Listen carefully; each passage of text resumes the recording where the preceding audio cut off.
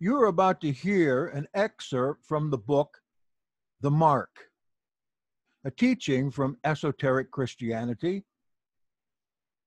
The excerpt is called The Physical and Spiritual Human, and it's written by Henry Maurice Nicoll. He was a Scottish psychiatrist, author, and noted fourth way teacher. He's best known for his psychological commentaries on the teachings of Gurdjieff and Ouspensky, a multi-volume collection of talks he gave to his study groups. Wikipedia tells us that he was born July 19th, 1884, in Kelso of the United Kingdom, and he died August 30th, 1953, at Great Amwell, United Kingdom. He was educated at the University of Cambridge. I have found his teachings to be quite enlightening, especially in the understanding of the stories and parables of the Master.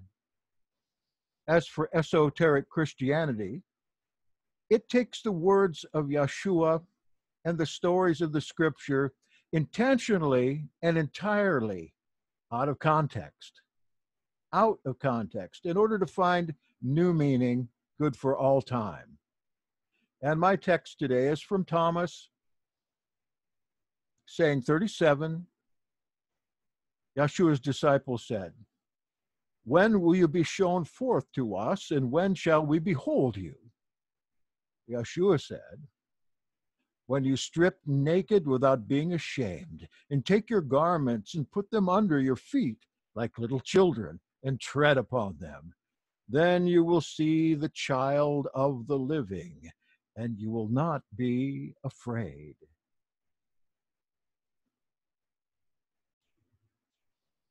Man touches the earth with his physical feet, but he touches life with his psychological feet. In this essay, anytime we say psychological, in the parlance of esoteric Christianity, it means to us spiritual. He touches life with his spiritual feet. His most external psychological level is sensual, a matter of sensation, a matter of the senses.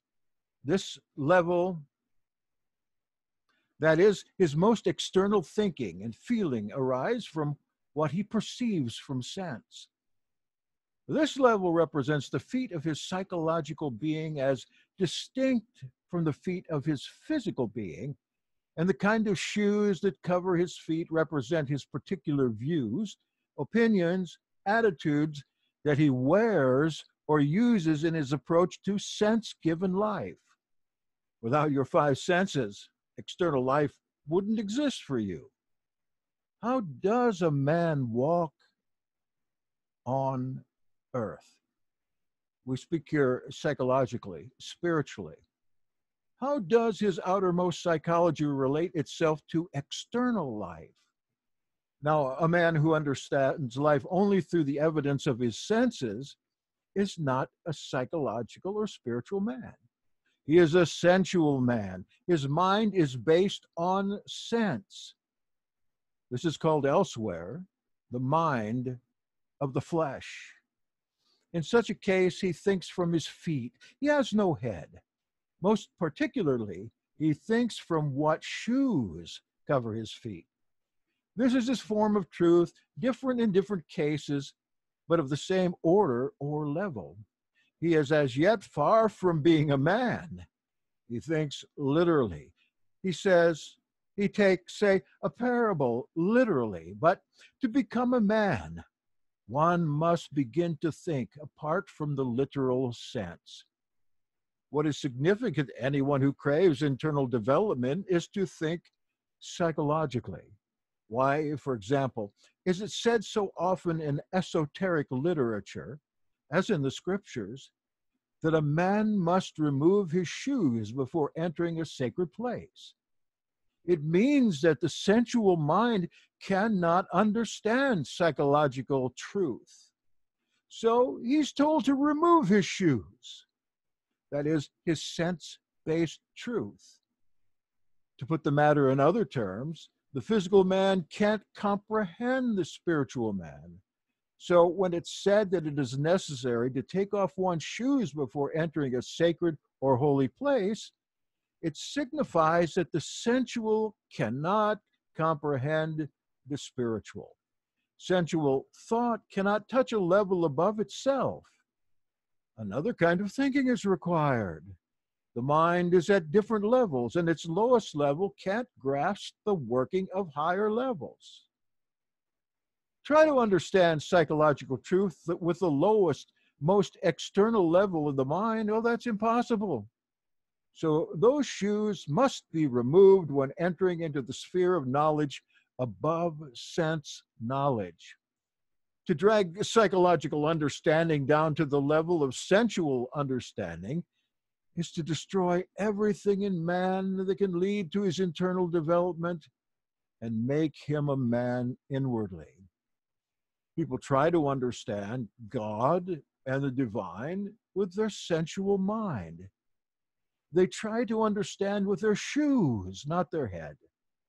When the angel appeared to Moses in the burning bush, he said to Moses, "Draw not nigh hither, put off thy shoes from off thy feet, for the place whereon thou standest is holy ground." And when the angel with the drawn sword stood before Joshua, when he came to Jericho, he said to Joshua, "Loose thy shoe from off thy foot, for the place whereon thou standest is holy." The disciples of Messiah who were sent out to preach the gospel had to go without their shoes. Provide neither shoes, according to Matthew 10:10. A man has an organized physical body given to him. He then comes under the organization of the civilization to which we belong. This social organization is kept going by means of laws. A man commits murder. The laws of his country condemn him. But man has not a psychological body. He has no inner organization. He obeys the laws out of fear and for the sake of avoiding scandal. In himself, if all restraints were abolished, he would murder those he hates. Hate is a deep factor. In one sense, it's possible to say we all hate one another. We are told, "Thou shalt do no murder." Literally taken, this command is kept because of the fear of consequences. Psychologically, it means that one must do no murder in one's thoughts or feelings. It's just in this inner sphere that the inner development can take place. It is the psychological meaning of the command. The psychological man is constantly the theme of vision, parable, dream. He is divided variously into outer and inner parts. This is the same as lower and higher levels. The head represents the highest or inmost division of the psychological man. To mix the thinking of the feet, that is the shoes, with that of the head is to confuse the two levels. The thinking of the feet forms the shoes and is sensual, and so it concerns the outer objects of sense. The thinking of the head is psychological, and so concerns the inner meaning of things. These two orders of truth are not contradictory, but become so if they are viewed as opposites. They are not. They are not opposites, but on different levels. So there are different forms of truth on different levels. But if a man thinks only from his feet, he can't understand. He can't understand such levels. He thinks only on one level, and so turns things into opposites, which are not opposites. So it comes about that when people lose all sense of levels, of higher and lower, the world turns into opposites and violence. In psychological language, clothes, coverings, garments denote what the psychological man wears, that is, what truth he follows. So the naked man is man naked psychologically, without mental clothing. He's the man without a psychology, without any kind of truth. It is said in Revelation, "Blessed is he that watcheth and keepeth his garments, lest he walk naked and they see his shame." Now, the meaning is psychological, not physical, but what must be clothed? It says in one place that the king was naked. "When the Son of Man shall come in his glory, with all the angels with him, then shall he sit on the throne of his glory, and before him shall be gathered all the nations, and he shall separate them one from another, as the shepherd separateth the sheep from the goats, and he shall set the sheep on his right hand, but the goats on his left. Then shall the king say unto them on his right hand, Come, ye blessed of my Father, inherit the kingdom prepared for you from the foundation of the world. For I was an hungered, and ye gave me meat. I was thirsty, and you gave me drink. I was a stranger, and ye took me in. Naked, and ye clothed me. I was sick, and ye visited me. I was in prison, yet ye came unto me." By the king, then, something in oneself is meant. Many assume they follow truth, but what in them does? The question apparently is the king in oneself clothed? It seems the king is there already, and it is a question of clothing him or not. This king in oneself is either naked or clothed. Also, people do good without knowing it. That is from goodness. Does not the parable go on to say, "Then shall the righteous answer him, saying, Master, when saw we thee hungered and fed thee, or athirst and gave thee drink? And when saw we thee a stranger and took thee in, or naked and clothed thee? And when saw we thee sick or in prison and came unto thee?" And the king shall answer and say unto them, "Verily I say unto you, inasmuch as ye did it unto one of these my brethren, even the least, he did it unto me." We understand that the physical man is composed of visible flesh and blood and bones. We do not understand that the psychological man is composed of invisible thoughts and feelings and desires. What he thinks and desires determines the quality of the psychological man. But while the given physical body is ordered and can work harmoniously, the psychological body is not given and is by no means ordered. A man may think one thing, feel another, and desire a third. True?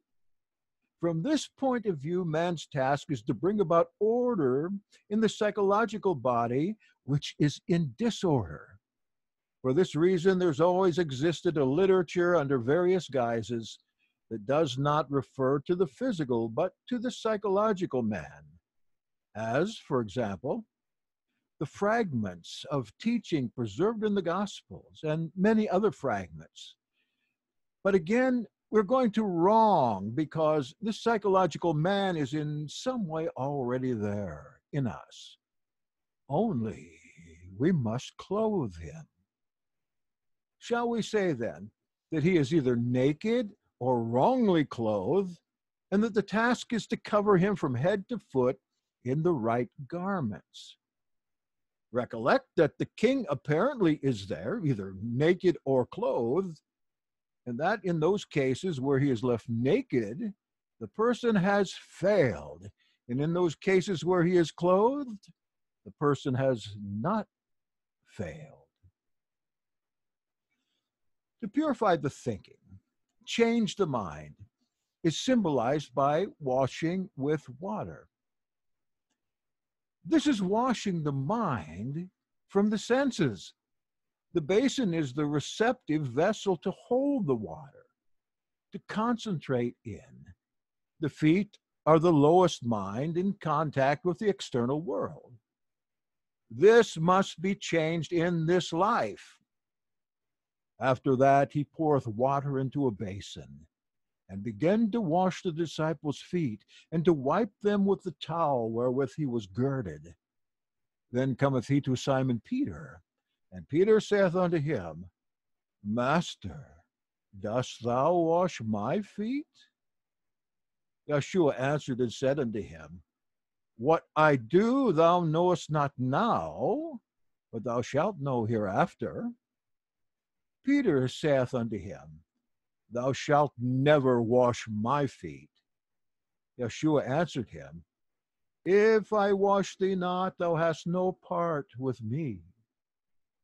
Simon Peter saith unto him, Master, not my feet only, but also my hands and my head. Yeshua saith to him, He that is washed needeth not save to wash his feet, but is clean every whit. And ye are clean, but not all. In the first 5 books of the Old Testament, which we call the Pentateuch, attributed to Moses, a great number of extraordinary stories are found, which is usually regarded as historical. For example, there's a story of Pharaoh and the butler and the baker, which occurs in Genesis 15, which apparently has no particular meaning, and as it stands seems quite trivial. However, it is susceptible to being understood as having an inner meaning. Or again, there's the great story about Moses getting the children of Israel out of Egypt in the power of Pharaoh. That is the Exodus. But this, no doubt, can again be taken historically, that is, in the sense that Egypt means Egypt and Pharaoh means Pharaoh. Just as in the previous example, the butler can be taken as an actual butler and the baker as the actual baker. Let us take the movement of the children of Israel out of Egypt and their journey toward the promised land, not literally, but as a parable, having a psychological significance quite apart from any historical significance. Let us take it, in other words, as referring to man moving away from some power signified by Pharaoh and Egypt, and journeying toward a new state of himself. All esoteric teaching concerns the lower and higher level, and the essence of esotericism consists in the fact that man is capable of understanding a transformation and undergoing a transformation and attaining a new level of himself. Man has to escape from the power of Pharaoh in Egypt and move in another direction, first signified as the wilderness and eventually as the promised land. One can see in the allegory how difficult this is, for it is shown how Pharaoh will not let the children of Israel leave Egypt, although plague after plague is brought upon him.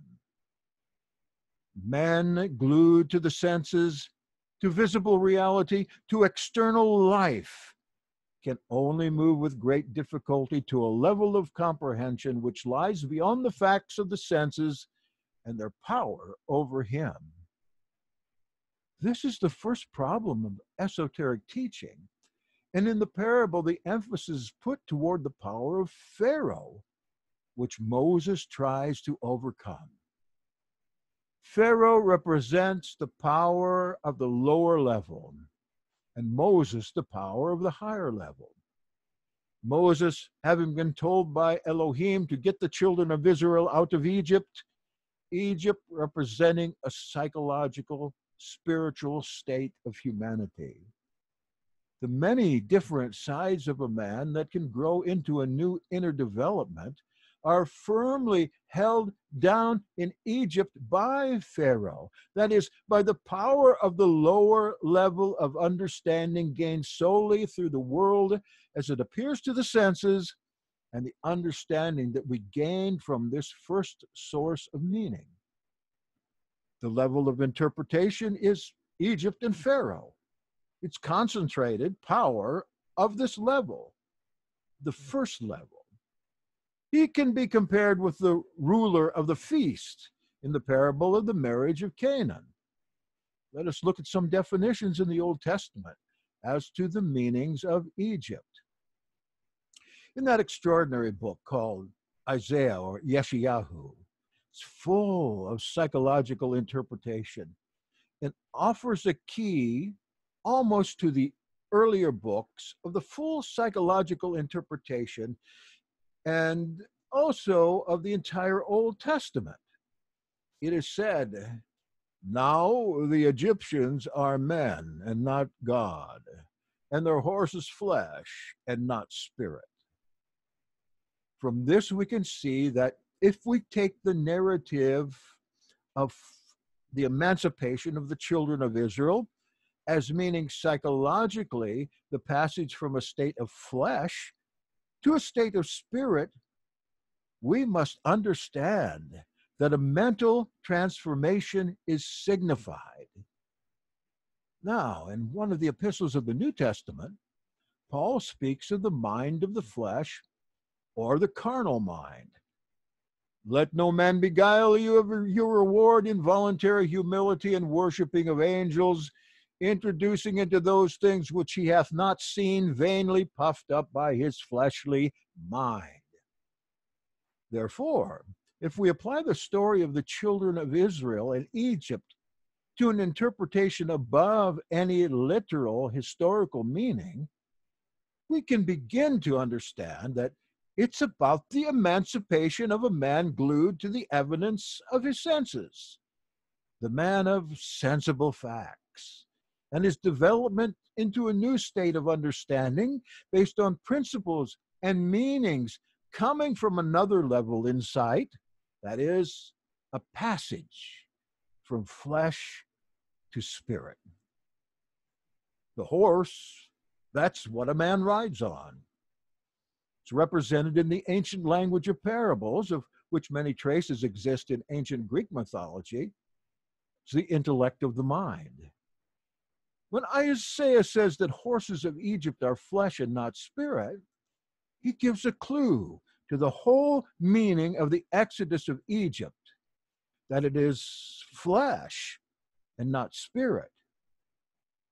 He enables us to understand the whole matter psychologically instead.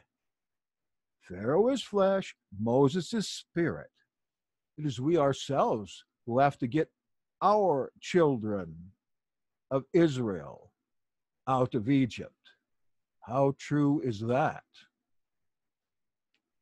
Since everything is esoteric psychology, it's about man himself and his possibilities, and with what things he has to go in himself and what things he must give up and separate himself from, we can realize that the great parables are not capable of cut and dried explanation, nor indeed are they comprehensible to us save in a small degree, depending on our state of understanding, that is, the understanding of meaning apart from the literal meaning.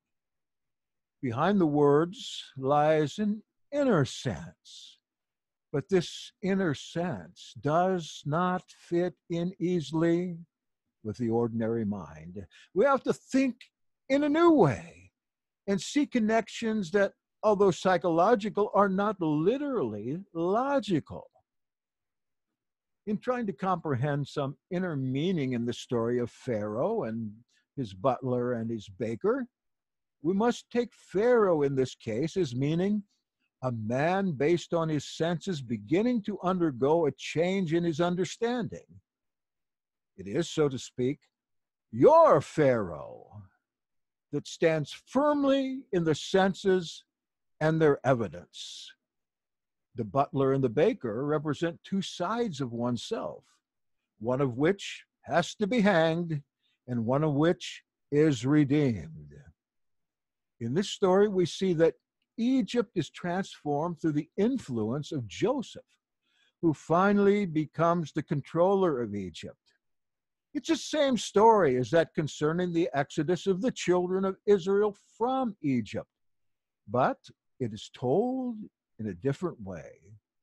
The psychological idea is the same, but in this case, Egypt itself is brought under a new mastery. When we understand that all these parables refer to man himself and have really no historical significance, and that they must be taken apart from their literal meaning, then it's not difficult to understand that they are really speaking about the same thing. The emancipation of man from a lower level and his transformation into a being of a higher level. Although the casting of the imagery is various. What we have to grasp is that the natural man with his sensual thinking can't undergo the development inherently possible in him. He can't. His sensual thinking will always prevent it because it's antagonistic to psychological thinking. Unable to think psychologically, being glued to the senses, he is bound to remain an undeveloped man. I don't want to be that, do you? Where can we find anything said about this question of sensual and psychological thinking being antagonistic? Well, for one place out of many, it's referred to in Genesis 19:17, which I quote, "Dawn shall be a serpent by the way, an adder in the path, that biteth the horse heels, so that his rider shall fall backward." Now, the serpent is used, of course, as a symbol of sensual thinking. The heel is the lowest natural, the lowest things of reasoning from the sensual. "The iniquity of my heels hath encompassed me." Psalm 49:5. And in Genesis 3:15, "I will put enmity between thee and the woman, and thy seed and her seed, and it shall bruise thy head, and thou shalt bruise his heel." The serpent is sensual understanding, and the woman here, anyway, is spiritual understanding. Women, sense and spirit are here at great variance. Messiah reconciled. He joined the human and the divine in some sense, the sense and the spirit. He said, "Behold, I give you power to tread upon serpents and scorpions." The serpents and scorpions are those who are deceitful and pretend civility with hatred in their hearts, or appear pious, but in secret loathe. They hate.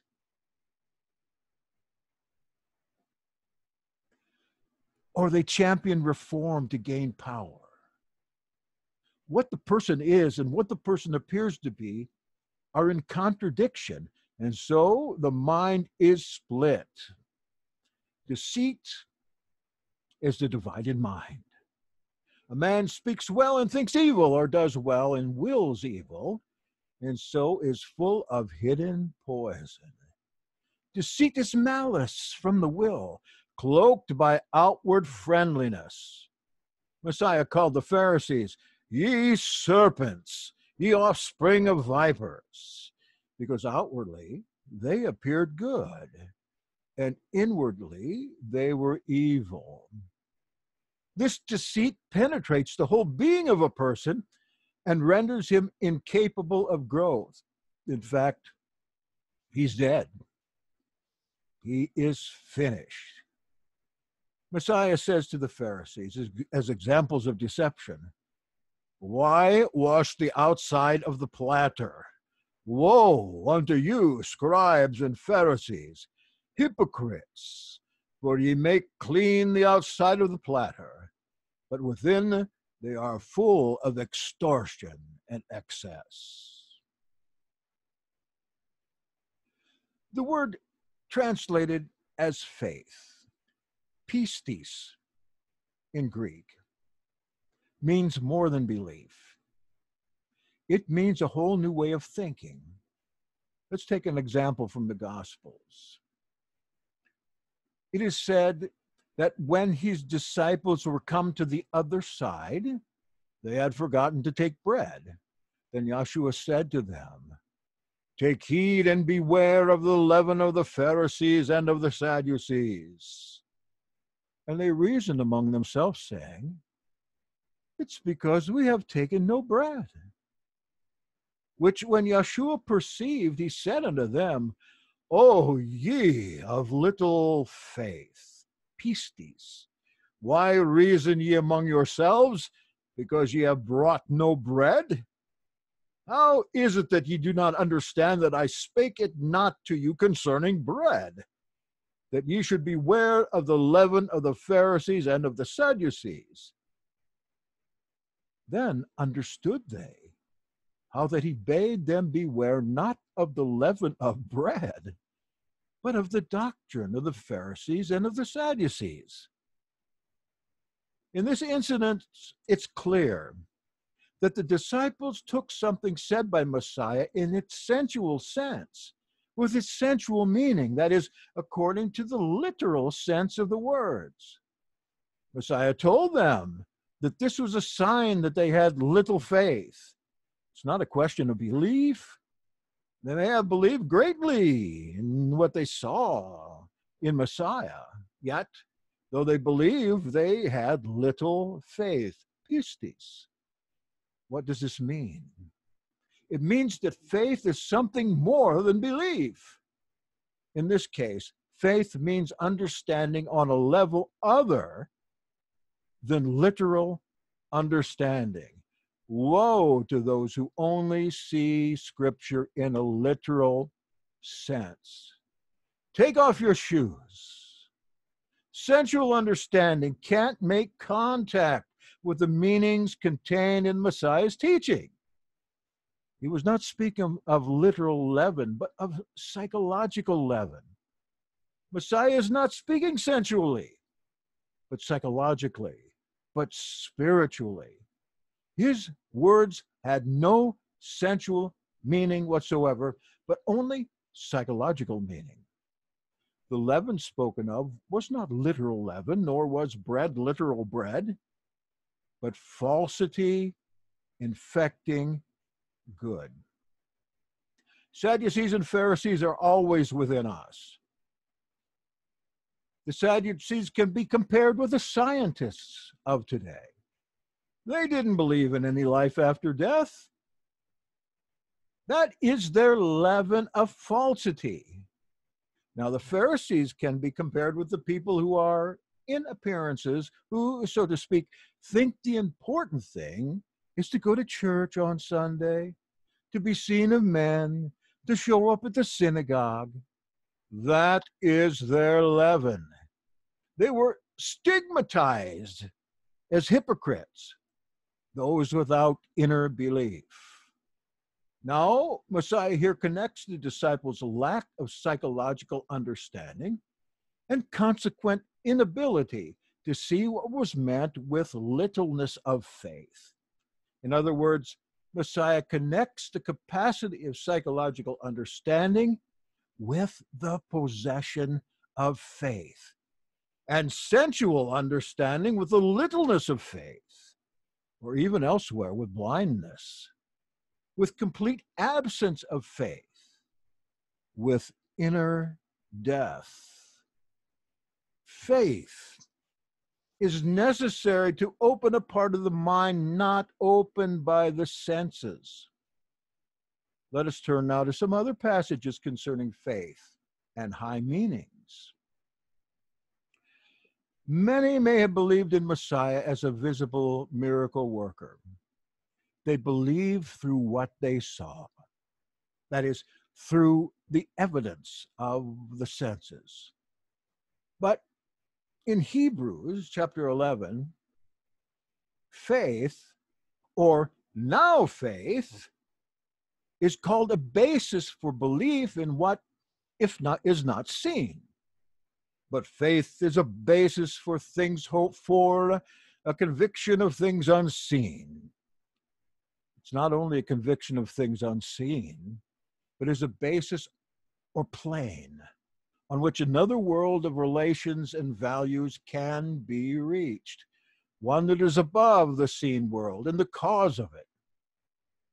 So the unknown writer of Hebrews continues in these words. It is faith that lets us understand how the worlds were fashioned by Elohim's word, how it was that from things unseen, all things we see took their origins. The writer goes on to describe how, through the possession of faith, certain things have been done.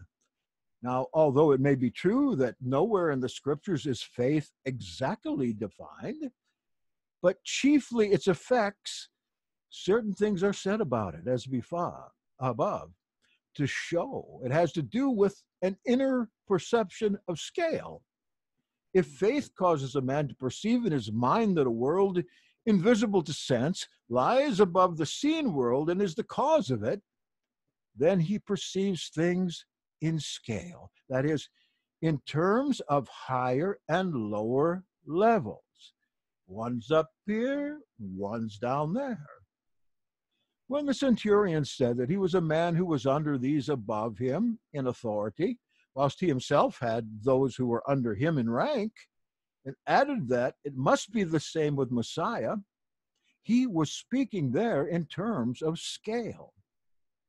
He was meaning that Messiah only had to give the orders, and his sick servant would be healed. On hearing this, Messiah exclaimed that never before had he met anyone who understood better what faith meant. It is related that a centurion sent messengers to Messiah asking him to heal his servant. And Yeshua went with them, and when he was now not far from the house, the centurion sent friends to him, saying unto him, Master, trouble not thyself, for I am not worthy that thou shouldst come under my roof.